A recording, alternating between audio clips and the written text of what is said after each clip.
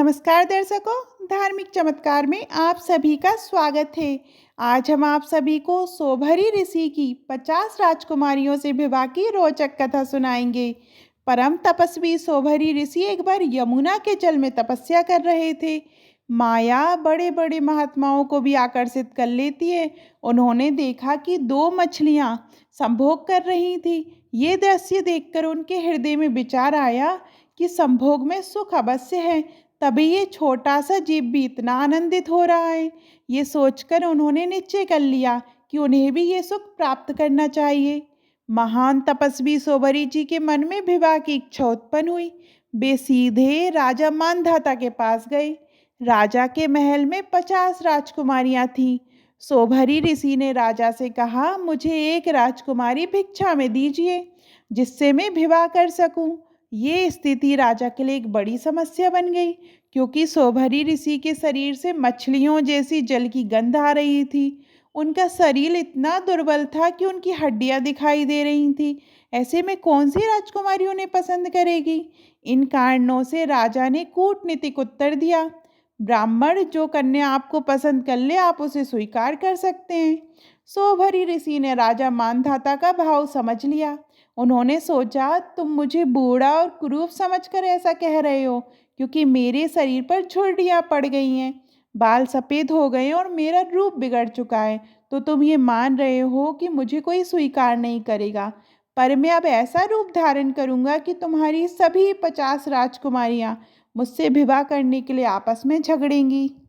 सोभरी ऋषि ने राजा से कहा, अपनी राजकुमारियों को आदेश दीजिए कि सोभरी ऋषि महल में पधार रहे हैं। जो भी मुझे अपना पति बनाना चाहे वे मुझे वरण कर सकती हैं।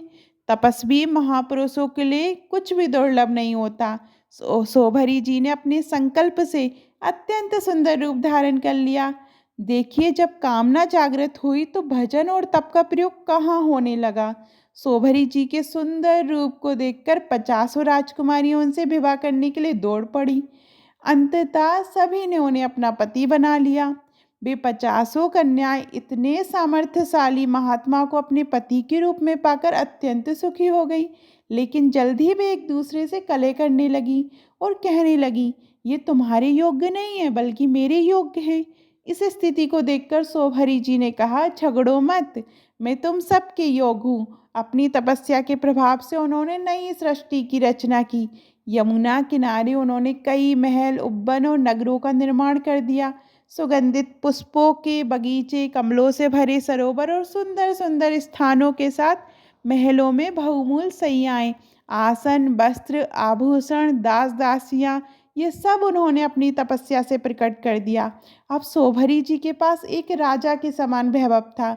जब सोभरी जी 50 राजकुमारियों से विवाह करके अपने नए जीवन की ओर बढ़े, तो राजा मानधाता के मन में ये चिंता थी कि इतने बड़े परिवार के लिए ये ऋषि भोजन और अन्य आवश्यकताओं की व्यवस्था कैसे करेंगे। इस पर सोभरी जी ने राजा से कहा, कल यमुना किनारे आकर देख लेना। अगले दिन जब 7 दीपों वाले इस विश्व के राजा मानधाता यमुना किनारे पहुंचे तो सोभरी जी का अद्भुत वैभव देखकर आश्चर्यचकित रह गए। उनके पास ऐसी भोग सामग्री थी जो स्वयं राजा मानधाता के पास भी नहीं थी। ये सब सोभरी जी की तपस्या के बल से संभव हुआ था। सोभरी जी गृहस्थ जीवन के सुखों में रम गए और अपनी इंद्रियों से विषयों का भरपूर सेवन करने लगे। लेकिन विषयों का सेवन करने से कामना की तृप्ति कभी नहीं होती। जैसे घी की कुछ बूंदें आग की लपटों को और भी भड़काती है, इसी प्रकार उनका भोगों का असंतोष बढ़ने लगा। 50 राजकुमारियां और इतना वैभव संपन्न जीवन जीने के बाद भी वे तृप्त नहीं हो सके। सोभरी जी एक दिन यमुना तट पर बैठे और गहरे चिंतन में डूब गए। उन्होंने सोचा कि मैंने मछली के एक क्षण के कुसंग ने मेरी ये स्थिति बना दी कि मैंने अपनी सारी तपस्या खो दी, वह भी केवल भोगों के लिए। अरे, मैं तो बड़ा तपस्वी और संयमी था, ये मुझसे ऐसी चूक कैसे हो गई। ये मेरा पतन देखो। मैंने दीर्घ काल से अपने ब्रह्म तेज को अक्षय रखा था, परंतु जल के भीतर विहार करती हुई एक मछली के संसर्ग ने मेरा ब्रह्म तेज नष्ट कर दिया। अब सोचो, यदि एक तपस्वी महान महात्मा मछली की काम कीड़ा देखकर पतित हो सकता है, तो मोबाइल पर गलत दृश्य देखने वाले कैसे संभल सकते हैं? यदि आप सर्च करके गंदे और अश्लील दृश्य देखेंगे, तो क्या आप भजन कर पाएंगे? अच्छी संगति में जा पाएंगे? नहीं। इसलिए इंद्रियों को बस में रखें और भगवत चिंतन में लीन रहें। ये मोबाइल कलयुग की एक बहुत बड़ी कुचाल है। यदि इसका सही उपयोग कर पाओ तो केवल महापुरुषों के वचन सुनो या अत्यंत आवश्यक कार्य पूर्ण करो, अन्यथा इसे स्विच ऑफ करके रख दो। बार बार मोबाइल देखने से चित्त में ऐसा आकर्षण बैठ जाएगा कि एकांत में गंदी बातें देखने की आदत लग जाएगी। यदि मोबाइल का सही प्रयोग नहीं हुआ तो ये आपको भ्रष्ट और नष्ट करने के लिए भी पर्याप्त है। सोभरी जी कहते हैं कि मैं पहले एकांत में अकेला तपस्या में लीन था, लेकिन मछली की मैथुन कीड़ा देखने के बाद मेरी तपस्या भंग हो गई। मैंने 50 विवाह किए और फिर संतानों के कारण मेरा परिवार 5,000 से अधिक लोगों का हो गया।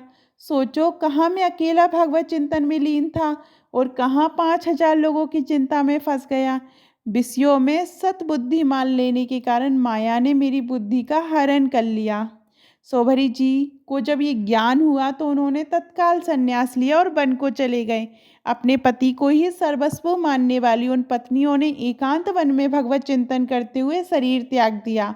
सोभरी जी ने घोर तपस्या करके अपने शरीर को सुखा दिया और अंततः परमात्मा में लीन हो गए। उनकी 50 पत्नियां सोभरी जी के चरण चिंतन और भगवत आराधना के बल पर उत्तम गति को प्राप्त हुई। सोभरी जी के पावन चरित्र से हमें ये शिक्षा लेनी चाहिए कि किसी भी जीव को मैथुन करते हुए कदापि नहीं देखना चाहिए। यदि एक बार दृष्टि चली जाए तो दोबारा उधर ना करें। ऐसा दृश्य मन में स्फुरना पैदा करता है जो संकल्प का रूप ले लेती है और अंततः क्रिया बन जाती है। इसलिए इसकी शुरुआत में ही इसको कुचल देना चाहिए। इसके लिए नाम का जप करें, मन में कोई संकल्प पनपने ना पाए, यही हमारे लिए उत्तम मार्ग है। और हमेशा भगवत चिंतन करते रहें और अच्छी संगति में रहें। आपको ये कहानी कैसी लगी कमेंट में ज़रूर बताइएगा। और अभी तक आपने हमारे चैनल धार्मिक चमत्कार को सब्सक्राइब नहीं किया तो सब्सक्राइब करिएगा। धन्यवाद।